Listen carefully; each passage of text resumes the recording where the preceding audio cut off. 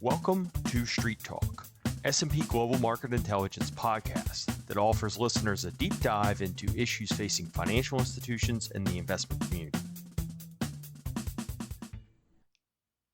I'm Nathan Stovall, and on this episode, we're talking about stablecoins, changes in regulation that could spur greater adoption of stablecoins, the potential threat to bank deposits, and how traditional financial institutions are responding. We're also getting into the potential use cases for customers, whether it's cross-border payments, corporate treasury management, or remittances, as well as the challenges to further stablecoin growth. We recently joined the Next in Tech podcast, hosted by Eric Hanselman, chief analyst at 451 Research, to talk about stablecoins and the impact on U.S. banks. We were joined by fintech research analysts Jordan McKee and Sampath Sharma, who shared their views on stablecoins and the response from fintechs and the impact on global payments. Here's the discussion. Welcome to Next in Tech, an S&P Global Market Intelligence podcast where the world of emerging tech lives. I'm your host, Eric Hanselman, Chief Analyst for Industry and Company Data at S&P Global Market Intelligence. And today, we're going to be talking about stablecoins, a very hot topic. And with us to discuss them are Jordan McKee, Nathan Stovall, and Sampath Sharma. Welcome back to the podcast, all of you. Thanks, Eric. Yeah, thanks, Eric. Great to be back on your show. Thanks for having me. It is great to have you all here, especially with something that is, I guess, as interesting and complex as getting back into the world of cryptocurrency. Some might have said that we were far beyond crypto, although it looks like we're right back in it in a number of different and interesting ways. But I guess before we get too far down the road, can you give us a little background in terms of what are we really talking about? What is stablecoins, and why are they suddenly much more relevant today? Yeah, I can take a stab at that, Eric. I think you're right. Stablecoins is definitely a hot topic. And just to offer up a basic rudimentary definition of what stablecoins are. Stablecoins are essentially digital tokens designed to maintain a stable value. They typically peg to an underlying fiat currency. There are also other forms of stablecoins such as crypto collateralized stablecoins and algorithmic stablecoins. But the world is currently excited about fiat collateralized stablecoins, the likes of USDC, whose value derives from an underlying fiat currency. But the reason for for all this excitement around stablecoins is that there is essentially a broad acknowledgement or consensus, across the industry that stablecoins are perhaps the first blockchain application to solve real economic needs, business needs at scale. And there is also growing regulatory clarity coming from, large economies around the world, US, Europe, Singapore, Hong Kong, just to name a few markets. Of course, the Genius Act is a very big deal, right? Historically, if you look at the broader financial services industry in the US, they've always taken a conservative view towards crypto as a legitimate alternative to more traditional financial rails. And to be fair, that position has probably served both banks and payments companies well and prevented them from making low ROI investments. But with the Genius Act, most players are right now, revising their position because there is a clear regulatory framework and some sense of guaranteed redemption value. And the stablecoin data, if you look at it, it's quite staggering. Today, there are about close to $300 billion in stablecoin circulation. And according to several third-party estimates, there are trillions of dollars worth of stablecoin transactions happening on-chain every year. But I must also caution that most of the stablecoin transactions are still executed by traders, hedge funds, and market makers. And if you look at the genuine payment activity, flows, excluding the investment flows, payment transactions are probably less than $100 billion per annum. But what is important is that value is growing very fast. And as is always the case, venture capital investors are super enthusiastic about stablecoins and are heavily backing stablecoin native startups. thanks to regulatory clarity, new entrants are coming in droves, and existing players like Visa and Stripe are anchoring their growth strategies around stablecoins. Right now, everyone needs a stablecoin strategy. So this is suddenly a situation, well, I guess one, to your point, getting to a situation in which we have some regulatory clarity has certainly opened the door, but it is now the new hot topic. Everybody's got to have a stable coin, right? Yeah, it's incredible the speed at which this has moved into the industry consciousness. I think last year at this time, it's safe to say most in the industry weren't talking too much about stablecoins. It might have got a passing mention in a conversation.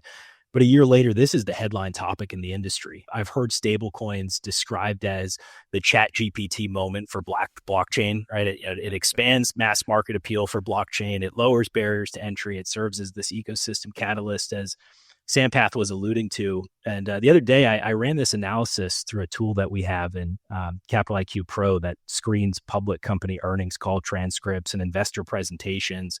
And I focused that specifically on the financial services industry and search for the keyword stablecoins. 23 mentions in 2023, 22 mentions last year, 155 mentions as of September 1st of this year. So again, just the rate of speed at which this has come to life is incredible. And I think to Sampath's point, on the regulatory front, some of the moves that we've seen, certainly here in the US with the Genius Act, there's some similar movements in Europe and other geographies. More certainty is always a good thing. Fewer compliance risks, always a good thing. More predictable rules, reduce reputational and legal risks for participants that want to interface with stablecoins. I think it helps to encourage mainstream financial institutions to consider stablecoins in their payment flow in a way that maybe they would not have been comfortable to do a year or more ago. So that regulatory piece is huge. And again, as Sampath mentioned, just the embrace by the payments ecosystem, from Stripe going out and spending $1 billion plus to acquire Bridge, Fiserv launching its own stable coin, the card networks doing work around stablecoin settlement, stablecoin linked cards, PayPal, et cetera. There's a long list of players that really have made aggressive inroads around this technology and embraced it in a way that we really haven't seen with other types of technologies, at least in that compressed of a timeline. If I could just add to that, I think both Sampath and Jordan framed it right. I mean, now we know the rules of the game, and that's the real big change here, particularly when you're talking about large traditional financial institutions. They were worried about pursuing innovation because they didn't know how to be treated by U.S. regulators. And their U.S. regulators really dictate what they're doing. So now, at least for stablecoins, we have that. And that really solves the issue of the reputational risk for the big players like Jordan talked about. And if you're going to get broader adoption and you're going to build scale here, and you're going to need to have these big financial institutions and some of the traditional financial players be part of it and advocate for the space. So the fact that we have Genius Act passed in July, it becomes a lot easier now that you've got the rules of the game in place. And the other thing we've seen too is from non-banks, now that there has been this put out, you've seen a number of non-banks apply for trust charters with the OCC, which is part of what they need to do in order to issue their own coins. And we've seen a flurry of those in recent months. So as Jordan said, I mean, the speed at which we've seen folks react to this is pretty unparalleled when you talk about new innovation and technological advancement with traditional financial institutions. And it sounds like the floodgates have been opened. Yes. Yes.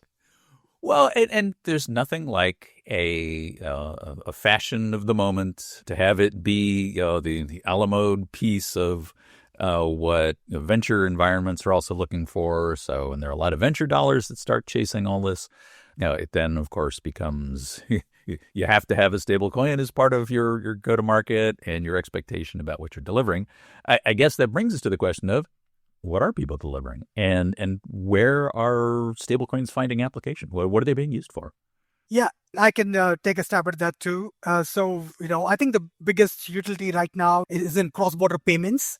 B2B payments is probably the most popular use case. Simply because there is this, argument that stablecoins offer speed and cost advantages, especially over weekends and in hard to reach markets. Like, I was talking to someone recently, and so they said that if someone needs $1 million in Mexico City tomorrow, that may not be feasible through the correspondent banking network, right? But with Circle dollars, it is doable, right? So B2B payments certainly the most popular use case we keep hearing about, and we're also seeing corporate treasury management as another area of growing interest. Many global firms, around the world operate across multiple jurisdictions and currencies, right? They all hold balances in, funds in exotic or volatile currencies, and using stable coins, these businesses can move capital more efficiently, reduce FX exposure, and simplify their intra-group liquidity flows. So that's where stable coins have a great application. And we're also seeing a lot of companies talk about so-called stablecoin sandwich model, which basically involves converting, fiat to stablecoin for the cross-border transit, and then converting it back to fiat for the last mile delivery, and helping reduce FX spreads and improve transparency. Whether or not this model provides material savings, significant savings, really depends heavily on a company's volume and FX risk profile. Outside these use cases, we're also hearing about P2B remittances becoming popular in certain corridors, such as US to Mexico, where stablecoin transfers seeming to be gaining adoption. And one thing I want to note here is, in most cases, whether it is B2B or P2P, the last mile delivery, stable coins have to be ultimately off ramped, meaning that people want to ultimately cash out and access the value in fiat currency, right? So, but we're also hearing reports that in certain markets, especially places like Brazil and other emerging markets, people are not only looking to get paid in tether, but they also want to hold on to tether balances. So they don't want to off ramp at all. They don't want to convert to Brazilian real, because holding dollars, even if they are in tokenized forms, is more stable than holding the local domestic fiat currency. Interesting. So it's not just the sort of the tasty sandwich of getting in, getting out, which again, if you think about what we've thought traditionally about cryptocurrencies, that was really sort of the expectation, and then people went off and started investing in them and holding them, and now, in fact, I think the advantage you're identifying there is if you do have a local currency that has some level of instability, that could be an avenue to actually hold. But it sounds like, again, for most of the B2B usage, that really is looking more as a transaction medium. And interesting, as you're pointing out, if you do have foreign exchange risk, that is one way to just shorten the amount of time that you're holding whatever that risk level is from the foreign exchange process. So it sounds like a number of benefits on that front. I think, overall, just the cross-border use case with stable coins is really powerful. And it's powerful because there's just a tremendous amount of pain that has traditionally existed in cross-border money movement. It's slow, it's fragmented, it's expensive, right? There's a lot of mouths to feed in that value chain. It's incredibly complex. It's limited to banking hours. Stable coins come into the picture. They make money movement faster, cheaper, more global. So there's a real value proposition there. And as Sampath said, I really like the treasury management use case for corporates, where you think about like a cash management scenario where you've got a multinational that's facing a tremendous amount of friction managing liquidity across dozens of currencies and a whole slew of different banking partners. Stable coins can be used to settle obligations globally, right? They're reducing reliance on very vast corresponding banking networks, and that creates real tangible business outcomes and business value. And I thought the off-ramp piece was interesting as well. That's one of the reasons why the card networks are so excited about stable coins and really leaning in here in a big way. Their hope is in markets where cards have been underpenetrated, emerging markets. If stable coins are used as sort of this remittance medium, the hope for Visa or MasterCard is that a stablecoin linked card becomes the off ramp, and that serves as a driver to expand card penetration in various markets where it's been challenging to do so. So that's sort of an interesting dynamic at play. But I'd be remiss if I didn't mention that still today the primary use case for stablecoins is in the crypto ecosystem. We hear estimates like 90+% of stablecoin volume today is indexed back to stablecoin exchanges, where stablecoins are kind of like the dollar of crypto, if you will. A trader is parking their assets in stablecoins. They're moving stablecoins between exchanges, maybe hedging volatility, et cetera. So that is where the action is today. But I think beyond that is where the real opportunity exists, and that cross-border piece is a big part of it. You mentioned the potential reduction in reliance on banking partners. Nathan, what are you seeing in terms of banking reaction? Because this starts to disintermediate the bank, or potentially disintermediate some of the banking industry around this. It certainly could. And, the quick settlement and the cross-border piece, as Jordan said, is the one where it really could attract dollars. And one more I'll add is that while the Genius Act didn't permit stablecoin issuers to offer yield, they can also offer rewards. So if you're paying somebody $2 when they park $100 in a stablecoin, is that a 2% yield? Kind of sounds like it to me. So it's a reward. It's a reward. It's a reward. Well, and the reason why I think that's really important is that the banking industry saw their deposits, U.S. banking industry saw their deposits decline by 2% in 22. And during that period, you saw the Fed raise rates aggressively. And the rate that banks were paying collectively on their deposits versus what you could get in the money markets or treasury markets, that spread was the widest we've ever seen. It was about 4%. And so there is real risk if you have some of these issuers not only come out with solutions, but the fact that they can actually compete with rate, even though it's not necessarily called rate. So the banks are starting to react, but I will say that they've been pretty slow here. They've been very skeptical, and some of that was due to the lack of the regulatory clarity. But I think there's now some recognition they need to be more front-footed with regards to the digital assets because their clients want them to. When you look at the big four in the U.S., JPM, Bank of America, Citi, and Wells, you're seeing more activity from them than, say, the regionals and the investment banks, the community banks. But even there's some bifurcation. I mean, JPM and Citi are moving a little bit more quickly. They're transacting digital assets for clients, but in a limited way. While you had Jamie show a lot of public skepticism about Bitcoin over the years, they've probably been at the forefront of blockchain-based solutions for commercial clients. They're transacting a couple $1 billion a day through their own private blockchain. And that sounds like a big number, but when you think about trillions of dollars a day in payments, it's not that big of a number. Citi has token services, which is live in 4 markets, and they've got a few $1 billion of transactions a day too, but it's early days. And as Jordan said, you hear a lot of banks talk about this and are being asked a ton about it in earnings calls. And the regulatory community has shown support from it, both from the OCC and FDIC. So I think we'll see more development there.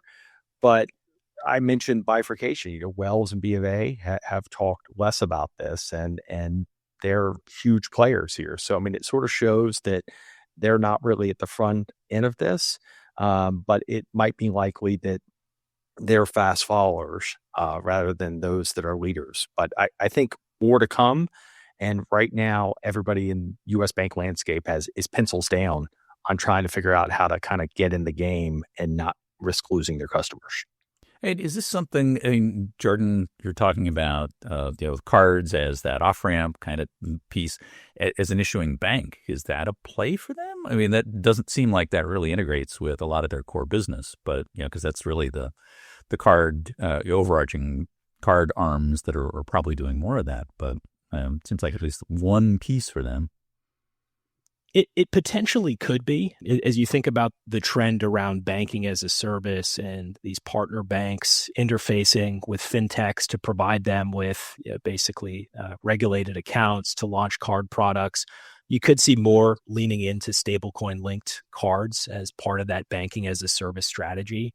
But I think, the overall opportunity, if I take a step back, for a financial institution, is really to think about stablecoins just as another payment rail. And I often hear Sampath, sort of emphasize the fact that we're living in a multi-rail world, and you should think about stablecoins as potentially a complementary or an adjacent rail to any of the other rails that you're using as an institution. Maybe it's Swift, ACH, FedNow, et cetera.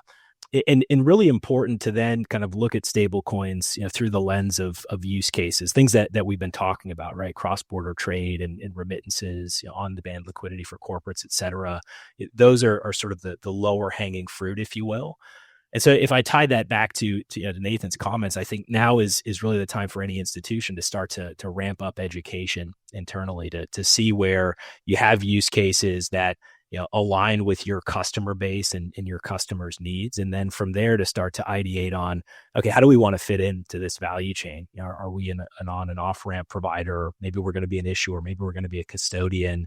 And then from there, you start to look at your infrastructure. What do we need to do to plug into this ecosystem? Probably a lot of work around things like AML and KYC processes. But I would really simplify this down as much as possible to stablecoins just being a new payment rail that can add new sources of value for your customers. And then from there, you start to see the points of connectivity where it might make sense to make more aggressive or pointed inroads.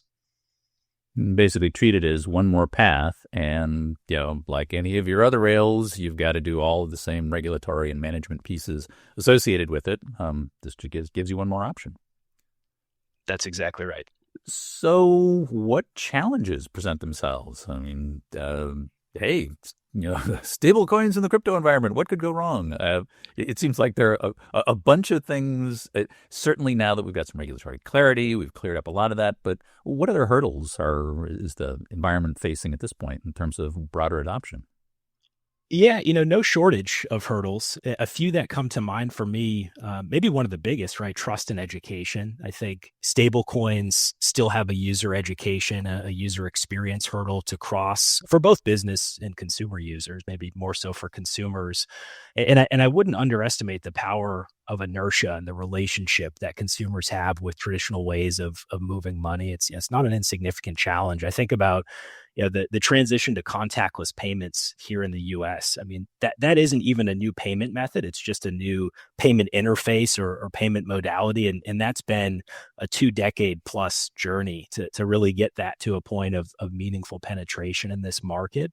And so when we think about stable coins and sort of where they're at in that education journey, we actually have a consumer survey out in the field at the moment. And I just pulled some of the interim data, but take this with a grain of salt. But it sort of alludes to the fact that there's a ways to go here. So 16% of consumers today tell us they've heard of stable coins, not even necessarily familiar, just have heard of stable coins. Wow. Yeah, right. So a big hill to climb still, just on the general visibility front. Once we provided a definition, 34% tell us that they find stablecoins very appealing as a method of payment or for transferring money. So, okay, a bit better, but still a ways to go. But then when we probe on the top concerns that they have about stablecoins after sort of understanding what they are, top 3, fraud and scams, safety of my money, and privacy. So again, not insignificant challenges when it comes to education and trust building. It's very important for the ecosystem to educate as much as possible around this and to remove many of the concerns, whether they're valid or not, from the things that are really kind of jumping around in consumers' minds. Beyond that, it's a lot of the things we've talked about, right? I mean, there's still regulatory fragmentation. I think jurisdictions vary widely in terms of how they're recognizing stable coins. And so as an issuer, you're sort of navigating these very different licensing regimes. You've got some markets where central banks are concerned that stable coins could undermine monetary policy. And so that in and of itself is a barrier.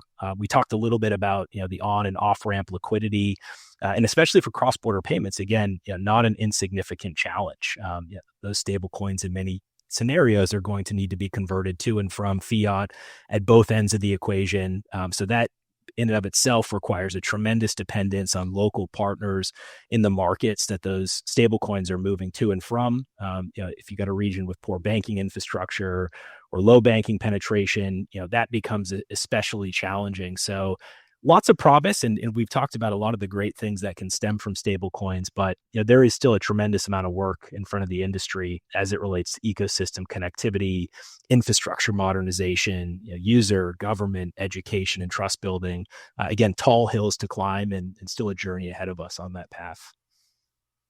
Yeah, so I totally agree with Jordan, and I would like to just add to what Jordan said about challenges, and it's also important to understand there are quite a few challenges faced by banks from the technology standpoint, as well as from operational standpoint, right? So if you think about legacy bank systems, they all come with plenty of challenges, plenty of constraints, right? So for example, all core banking ledgers are typically limited to 2 decimal places, which is fine for dollars and cents. But if you look at something like USDC stablecoins, you require 6 decimal precision. So with legacy ledgers, you cannot, if you're a bank, you cannot support stablecoin payments. And then legacy banking systems also struggle with the scale and 24/7 availability that real-time payments demand, right? Therefore, banks must obviously think about either building solutions that help them overcome these challenges, close these gaps, right? Or they can probably look out and source solutions from third-party banking providers, banking technology providers that offer things like digital ledgers, parallel cores that make it possible for banks to support stable coins without having to rip out or upgrade legacy core banking systems in entirety, right? And another massive challenge for banks when it comes to offering stablecoin services is how do you take care of custody risk, right? Now, for a lot of banks to natively support stablecoins, they would have to think about managing wallets, private keys, blockchain transfers, and all of this come with compliance and security headache, and a few missteps here and there could possibly potentially expose them to losses, fraud, or regulatory blowback. So they would have to think about sidestepping custody risk by separating stablecoin reserves from customer facing balances. Yeah, I mean, there are more than enough cautionary tales about poor wallet management and some of the challenges there. I can imagine that for an average banking environment, that I don't know if that's necessarily a coin too far, but clearly some challenges. I don't know, Nathan, what's your thought about what those challenges present themselves, and are there incentives enough to overcome them? I think there's incentives enough to where they have to find a way, or at least explore it, given the demand that we're seeing here and the potential threat of losing customers. But I think that is the big challenge, because I think you need to see larger adoption from the traditional incumbents because the customers are already there to a degree. And I think both Jordan and Sampath laid it out perfectly well. I mean, beyond the technology challenges, we're talking about how regulatory clarity is good. Regulation also creates challenges, and these are very heavily regulated, very siloed institutions. So the idea that they could be quick here could be tough. And the reason why I think it's important for them to adopt so much more, I mean, just look at the breakdown here.